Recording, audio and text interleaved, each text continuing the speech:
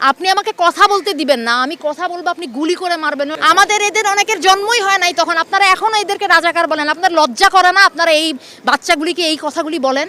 এই আন্দোলনকে এভাবে প্রতিহত করাটা কি আপনার কাছে যৌক্তিক মনে হয় কিনা? কোন আন্দোলনকে?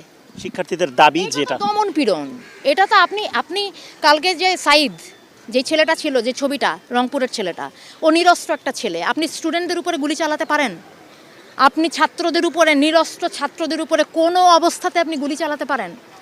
এটার জবাব প্রশাসনকে দিতে হবে। বাংলাদেশের মানুষ এটা জানতে চায় যে আমরা একটা প্রাণের কথা বলবো, একটা দাবি তুলবো, আপনার সেটা পছন্দ না হতে পারে, আপনি বাহাস করেন আমার সাথে, আপনি আমাকে কথা বলতে দিবেন না, আমি কথা বলবো, আপনি গুলি করে মারবেন। ও একটা মায়ের বাচ্চা, ও একটা বোনের ভাই, আপনি ওকে মেরে ফেলছেন। এটা একটা কথা হলো?